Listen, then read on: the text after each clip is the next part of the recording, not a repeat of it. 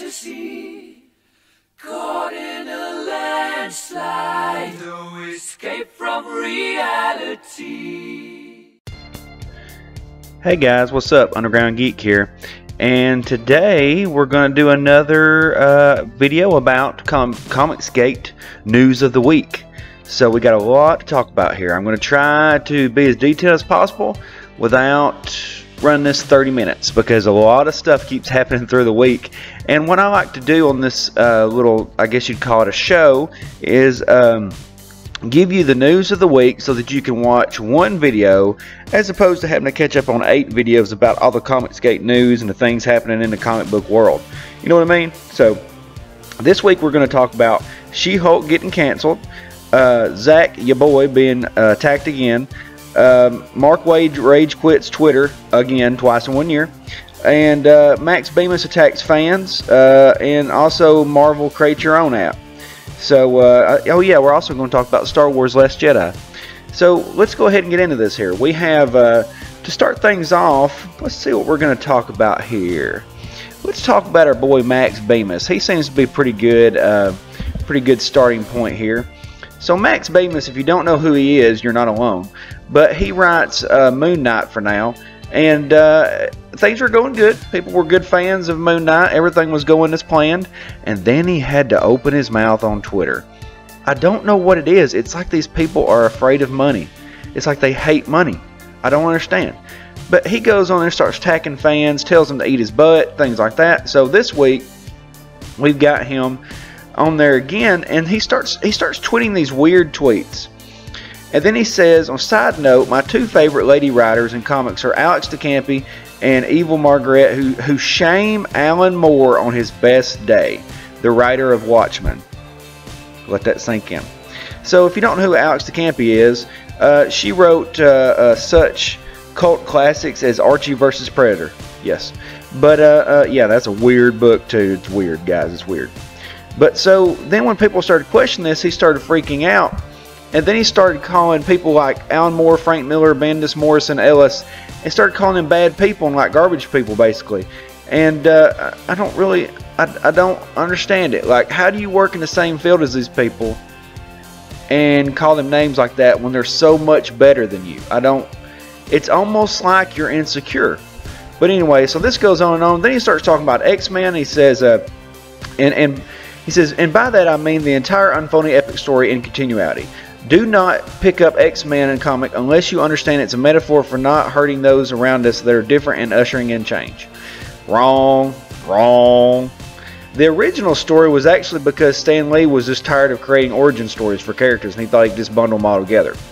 And then later on they made him come up with the backcanon story that it was an analogy, or what would you call that? Analogy? Yeah, for Jews. So, yeah. You're wrong again. And so then he goes on to attack a small YouTuber by the name of Late Night Comics. And at first I was going to ask him if he wanted me to put this on here, but I'm sure he would like, you know, any kind of publicity he could get. I would. So basically, Late Night Comics just puts a little picture on there saying, see something, say something, MAGA. And it says, you know, to report illegal aliens call, blah, blah, blah, blah. Okay. Just a little political post, basically. And so he thinks it's funny to retweet the guy and says, can I report this legal F-head? Actually, no, you can't. Because if you could, then people would just report you every day. So, good job. That being unfunny. So then I find it and I go on to make this little collection here. Max Bemis, which has 66,000 followers, decides it's funny and worth his time, instead of writing Moon Knight, to go after someone with 312 followers when they've had no interaction. He doesn't know who this is. And he goes after a tweet from November 1st. Talk about a psychopath. So it blows up in his face. And what does he do after that? Blocks everybody on Twitter. And not only does he block everybody on Twitter, he individually goes and blocks them. Blocks me, blocks others. I had no interaction with him. All I did was screenshot what he was saying and put it on there. Never tagged his name. And then he blocks me. I don't really understand it. And it's funny because as I was getting ready to do this news for today, some people thought it would be funny to get on there on the old comments and start attacking me and a couple other people for criticizing him, for criticizing someone who's trying to actively destroy his job and be an idiot. And so once upon questioning them, we found out they're actually not fans at all. They don't read the comic books, and they were just scrolling down through Max Bemis threads. Like all these other people who like to say these books, oh my gosh, I just love Moon Knight with Max Bemis, it's the best. But then you never see pictures of them buying the comic books because they're not real fans. That goes to show you that's the kind of people that we're dealing with. But moving on, now we're going to get into another story. Speaking of people getting attacked, your boy Zach makes the top 100 list on most powerful, influential people in comics right now on Bleeding Cool of all websites. And he's right below Rick Remender, which is the writer of Black Science and Tokyo Ghost, and right above the person running Black Crown at ADW. Yeah, the company that makes Kid Lobotomy. Yeah, y'all seen my videos on that. It's a work of art, incest art. So anyway, this is what they have to say about Richard C. Meyer. They make him sound like a pro wrestler. It's Richard C. Meyer. He's gonna give him the smackdown. And it says, owner, writer, and performer of Diversity in Comics YouTube channel that caused plenty of hurt this year. Where? How did they cause hurt? How did he cause hurt? Please give citations. Seen by many as the center of alt-right comics hate speech. There's no such thing. He has had the ability to get comic creators who really should know better to engage with him even if they're screaming for blood. You just admitted that these comic people are psychos, that they're screaming for blood at what people are saying. The words that they are saying, you're saying that is equal to them and it's okay for them to scream for blood. But anyway, so does that sound like an optimistic description of, or a good description of Richard C. Meyer? Does it sound like something that would sound good on a resume? No. No, it doesn't. So this enraged all of the snowflakes. They went to unison. They all started screeching at the sky at the same time. And what happens? But Mark Waid starts going off on a tangent all over again, freaking out, getting very upset. And then when that doesn't work, he starts flipping out on your boy Zach again, Richard C. Meyer, Diversity in Comics, and then slips up and starts tweeting about a private conversation that they had that they both had an agreement, a gentleman's agreement, so to speak, to not mention. And he starts pulling quotes from the conversation, and right here is a screenshot, and then posting it on Twitter.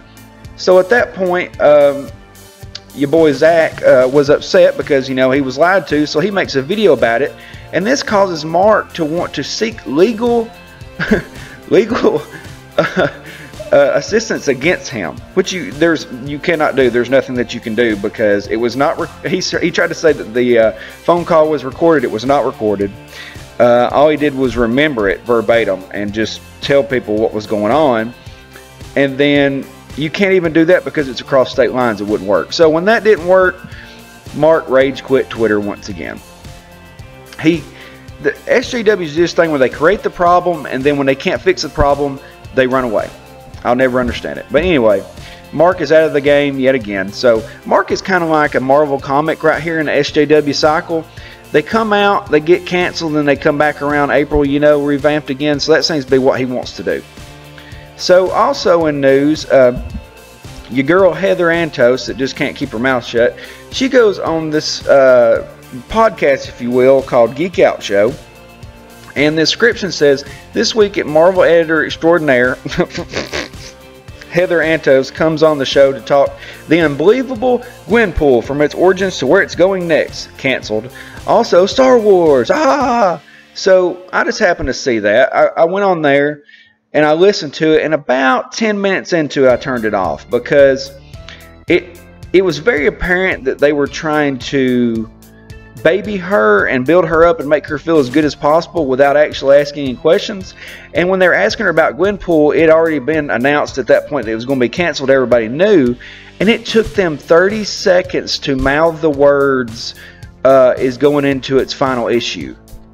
They couldn't even say it's canceled. They were so afraid to bring that up to her. And so at that point I was done. But that's the deal. She's going to fall into obscurity. She's editing most of the Star Wars comic books right now, but as you know, they have their own editing team. So she's not even really doing anything. So yeah, it won't be long to where she'll be in the unemployment line trying to find work. She'll probably be still sending Jordan D. White winky faces in their DMs. But anyway, moving on, what else we're going to talk about here? Oh yeah, so She-Hulk was canceled. It was announced after the other ones were canceled. You know, they waited a little while, I guess, and they canceled it now. They say it's issue 163, but it's not. They went back to the original numbers. It says here Mariko Tamaki, which is, you know, well, whatever, has announced that her tenure as She-Hulk writer will conclude on March 7th. You know, they got somebody that doesn't even like comics to write comics, and that was their problem. It says, for those of you asking online, yes, it is true. 163 will be my final issue with She-Hulk. That said, these issues are coming up as my favorite issues. They always say that. They always say, you know, I've been waiting. This is what I wanted to do. This is how I wanted to do it, and now I'm getting my chance. Why weren't you doing that earlier? It's bullcrap. You're full of it. So, you know, it's having terrible sales. It's gone. That's all she wrote with that. And I'm glad to see it gone because they took one of the most beautiful characters in comics and they made her the ugliest character in comics. I don't really understand it. It's like these women hate beauty. I don't understand. But anyway, it's canceled. It's out of here. I hope that they come back with a new series before long with a new writer that actually likes She-Hulk and a new artist that can do their job. So, moving on, I've got this little side story I want to talk about here. My brother actually showed me this. It popped up on Snapchat of all places, and it's written by the Washington Post of all people. And it's entitled Superheroes Would Totally Wreck the Environment by Sarah Clapton. Surprisingly, another superhero story on a liberal website by a woman writer. I don't get it. But anyway, so it has a picture of Spider-Man there, and it says, you know, it's talking about the guy Miles Trayer, which is the scientist that they're talking about this whole thing with. And he is a Standard University geologist, and he also, they basically call him a real-life Captain Planet. And I'm like, yeah, right, okay, you idiots. So they're basically talking about, what they're trying to talk about is, they're trying to say, what would happen if all these superheroes were in real life? How would it affect the environment? Because everybody wants to know that. Like, they're saying here, you know, to run, like Flash, for example, to run at light speed, the Flash must consume 59 billion calories per second. That's roughly the equivalent of 12-foot-tall hamburger every week. Who cares? And then they're saying, like, Barbara Gordon, the computer whiz and former Batgirl, also known as Oracle, is by far the worst offender. Even if her servers ran on a combination of clean energy sources, nuclear, hydroelectric, solar, wind, and geothermal running, it would still release more than 1.3 billion pounds of carbon dioxide per year. And so then they go on to talk about Batman, you know, burning fossil fuel in his plane, and what else do they talk about here? I think they talk about Superman, his flying, things of that nature. Yeah, it says Clark Kent. Oh my gosh, it says Clark Kent works in print media. All that wasted paper. No offense, Washington Post. Oh gosh. And then they're saying Swamp Thing might be the savior here, but he would be better off if he was in the Amazon because they'd be able to suck in more carbon dioxide. Oh the gosh, this is what it's come to. Washington Post posting a superhero story on Snapchat. That's what we've come to. Anyway, also we have our boy Ethan Van Sciver this week. He's this is like a side story. He starts talking about Robin Hood, and he says he wasn't a liberal. He wasn't stealing from the rich to give to the poor. He was robbing the tax man to give their money back to the people who earned it. He was a Republican hero. I don't know about that, Ethan. Uncle Ethan. Because my thing is, there was no Democrat or Republican back then. Also, it's a fictional character. Also, he stole the taxes back to give to the people because he didn't like taxes, period. And also, he did not like the king or the sheriff. Somebody was saying he was a cop hater and all this kind of... He didn't like that single sheriff, and he didn't like that single king. He liked the regular king, which was the brother of the king that was in his stead, and wanted him back. And that was the whole deal. That was the whole deal. He's not Democrat or Republican. If anything, he's more of a libertarian. He didn't like government at all. What is wrong with these people? I like Ethan, but he talks too much. He needs to get back to comic books. So, on a side note, we've talked about most of our stories here. We've got, oh yeah, they got this cool art here somebody made of, because Ethan was saying that, Ethan was over there admitting that Pepe was a alt-right extremist symbol, that it was a racist symbol. And we're just sitting there in shock. I was like, Ethan, what are you doing? It's a frog that they got overexcited about, and people use it to troll leftist liberals. And so somebody made the the Robin Hood Green Arrow type Pepe the Frog, and it's amazing. One of our boys in the think tank come up with that. You know who you are. I'm not going to name you. But so then we also had a side story here. Entertainment Weekly came out with their cover, which is the Dark Phoenix, and everybody was just like, "Oh my God, Dark Phoenix! Oh my God!" Then you ask them who it is, and they don't know. But so this person posts on there, "Oh my effing God, Yas Queen," but they put yes instead of Yas, and I was just in shock. I thought, people really say this? People really say Yas Queen? I thought that was just a thing that they were making fun of, you know, was stereotypical. But there you are. This is what's come of the fandom. These are the people that have come into comic book fandom. So another story we got here, as I'm trying to wrap this up, is we've got Cheryl Ann Eaton here. She has done such notable books that will go down in history as B Planet. I won't say it out loud, but you know, that's her accomplishment here. So it's a wonderful book. You should really check it out. Don't check it out. But so she goes on to say here, and she starts out with a good one. She starts out with a good one, boys. Bigots do not want characters of color and LGBT characters in the hands of writers of color or LGBT writers. Any arguments regarding quality are completely disingenuous. They do not want these books to exist at all. So right off the bat, she has to discredit anybody that would argue against it. And she has to immediately call them names and dehumanize them right off the bat. And I want to know something. What is it with these psycho SJWs and their 30 rant tweet threads? It goes on for like 5 or 6 pages. I won't show you the whole thing, but I'll just read you some more of it here. New characters, America, Faith, they still hate the books. Yeah, we hate both of them because Faith promotes obesity, and America was written badly. She's literally a fake Latina, written by a fake Latina. They still hate the books. Old characters, Luke Cage, they still hate the books. No, actually, we liked Luke Cage, but then you had to clip his nuts. So, yeah, it doesn't matter. They do not want the voices of members of marginalized groups being given a substantial platform to be heard. What's up with these marginalized and platforms? These words they've come up with in the last couple of years. They all use the same words. I don't really understand. It's like a groupthink. So this goes on and on and on.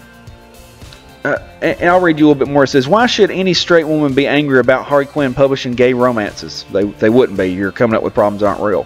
For the same reason any man would be angry about the existence of Marvel's America. Bigotry. Because normal people, they buy the books they want and keep it moving. You're right, they did. They did buy the books they want, and now that's why that book's getting canceled. It was under 10,000 every month, and it did a lenticular that I think it did like 40,000, then went right back down to 10,000 the next issue. See, they just don't get it. They don't get economy. They don't get sales. These are people that should be kept in a room and have them writing and then say, don't tweet, don't do anything, do your job and go home. But they can't. They think that it's cool, and they think that they're going to tell everybody what's going on. So I think that basically wraps up everything except for our last story here. It's we're going to talk about The Last Jedi. Now, as you know, The Last Jedi is very controversial right now because the writers and the actors basically come out and said this was an SJW movie, blah, blah, blah. And then Mark Hamill came out and said that he was not a fan of this movie. And then Mickey Mouse got a hold of him and he did a rebuttal, which I was extremely sad about. So it shows, you know, that he has no integrity. So the movie comes out, earns $220 million in the first weekend, which is not very good. That's not very good. Not for a Star Wars movie. And then drops the second weekend, just the second weekend, to $68 million. That's a $152 million drop. I think, if anything, this shows that word of mouth is everything. And when you try to force feed people your politics in terrible movies that don't make sense, this is what happens. They're not learning. It's like they want to do the same thing over and over and over and just lose money and then call you a bigot because you won't buy their stuff. So yeah, it says there are several factors that may contribute to this huge week-to-week decline. They're trying to, you know, cover it up here. It says The Last Jedi did have the second largest opening weekend in history. Christmas Eve falling on a Sunday has traditionally contributed to a sluggish box office weekend. Whatever, dude. Christmas Day is one of the biggest movie days of the year for people. They've started a tradition where people go. Weekend all around, since many families often stay home to wrap presents and partake in other family traditions. Add to the number of disgruntled fans who won't be seeing The Last Jedi multiple times, the same way that they did with The Force Awakens, and it's not hard to do the math. Exactly. You piss off the fans, you don't get their money. It's exactly how that goes. So Star Wars The Last Jedi also has the dubious honor of being the Star Wars movie with the largest Friday-to-Friday drop in the franchise history. That's an embarrassment. They should be embarrassed. They should look at what they did, fire everybody involved, and get new writers and a director for the next movie. But they won't. They'll try to continue on. They'll say we're bigots, you know, it's our fault. Han Solo will come out and it'll be a trash, you know, just a flaming trash grenade in the face. One more story here. Marvel seems to be rolling out their own Create Your Comic app, and it's basically it's going to be called Marvel Create Your Own. It's a digital platform that will give users the ability to create their own comics using Marvel characters. And God, that's a very cringy picture of Gwenpool right there. Ooh, man. It says this app is not yet available to the public, but announcement video starring the recently canceled Gwenpool lays out its features. It's very funny because they have all of the SJW characters front and center on all the advertisements for this, and most of them are canceled. It says users will gain access to the library of posable Marvel character designs, props, and backgrounds with editable features like page layout, sound effects, and word balloons. Put it all together, and users will be able to make their own comics with Marvel characters and share them with other users of the app. It says, and anybody who wants to look at screenshots of the app, presumably. And now they're going to be very tough about this. You know, they said they don't want any content that could frighten or upset young children and the parents of young children. Pretty much don't want any profanity. They don't want any like vulgar stuff, things of that nature. None of that. And they said, oh, and there's no guns. So there goes that. It says no tobacco, nudity, gambling, obscenity, and proxies for obscenity, such as the comic book shorthanded bursts of punctuation instead of curse words. So they're going to be rolling that out soon. I think it's going to be pretty good. They also, here's a side note here. It says, oh, it moved on me. Crap. It says, but still, the most amusing of the prohibitions that seem to directly contradict some of the most prominent content of the Marvel Comics universe itself, such as controversial social issues, death, and a prohibition on sensationalism that includes aliens, as an example. Whatever. So they're going to be rolling that out pretty soon. I think this would be a good thing. Like Diversity in Comics said in one of his videos, I think it's going to be a good chance to find talent. Because when these people make these comic strips and they're really good, you're going to say, hey, maybe we'll give these people like an internship or something. Maybe we'll bring them in here and show them what's going on. Or it could turn into a dumpster fire, because if people get in here and starts making these comic books and then everybody's getting flagged for making vulgar stuff, this could turn into 4chan all over again. But yeah, that's pretty much all I got to say on that one there. So we'll see what happens. It's still too early to tell. But yeah, so that's pretty much all I got, guys. I hope that pretty much wraps it up for you there. Let's see. I don't think I've got anything else. I hope you liked the live stream that I did Thursday night. I'm going to try to do that every Thursday night. I hope this was helpful. Hope you liked it. Have a great day, guys. I hope you liked my Moon Knight. Golly dang, my Moon Knight video I did. You need to check it out. It's funny. All right. See you guys later. Underground Geek out. I wish I knew you when I was young.